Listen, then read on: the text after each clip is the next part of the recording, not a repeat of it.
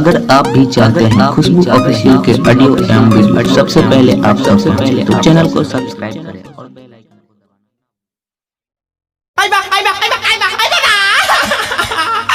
ए सिपाही जी, ए दरोगा जी, माई बाप हमरा के मत मारी। ए दरोगा जी हमरा के छोड़ दी। अच्छा छोड़ दी? साला सब ढोंगी बाबा है।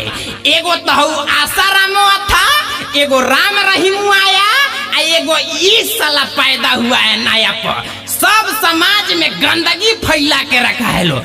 साला तुम लोग हमारे देश को बर्बाद करना चाहता है का रे सिपाही जी? ऐ सिपाही जी। यस सर।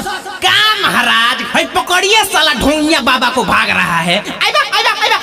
ए सर, ए माई बाप जाए ना दी, भले मारे मत हंडिल मार ली, लेकिन हमरा के छोड़ ना दी। जेल में बड़ी मौज काटेला सर। हर लोग के भलाई सुबह शाम होखेला, खाली लोग के भलाई सुबह शाम होखेला। हमरा मठिया में घोटिया न काम होखेला, हमरा मठिया में घोटिया न काम होखेला। घटिया काम ना होला। अरे अरे और लड़की कौन है रे? पकड़िए तो सिपाही जी। ए सर वो हमार चेली लिया। आप सुन रहे हैं अमित पटेल की आवाज में। लोगे खाती जिए निया, लोगे खाती मरे नी, लोगे के भलाई खाती झाड़ फूक करे नी। हे दरोगा जी, लोगे खाती जिए निया, लोगे खाती मरे नी, लोगे के भलाई खाती झाड़ फूक करे नी। हमारे दवाई से आराम होखेला, हमारे दवाई से आराम होखेला। हमरा मठिया में घोटिया न काम होखेला, हमरा मठिया में घोटिया न काम होखेला। दादा ए सिपाही जी छोड़ दी ना।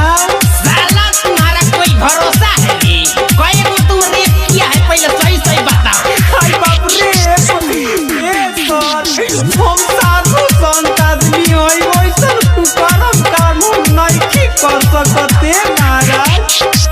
ऐसे न करी सुनी हमारो धोलाई जी, लइका समझिए के छोड़ दी सिपाही जी। अरे दादा अरे ऐसे न करी सुनी हमारो धोलाई जी, लइका समझिए के छोड़ दादा मर दे।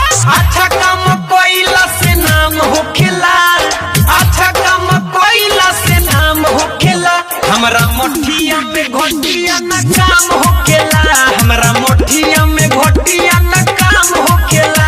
हर लोग के भलाई सुबह शाम होखेला, खाली लोग के भलाई सुबह शाम होखेला।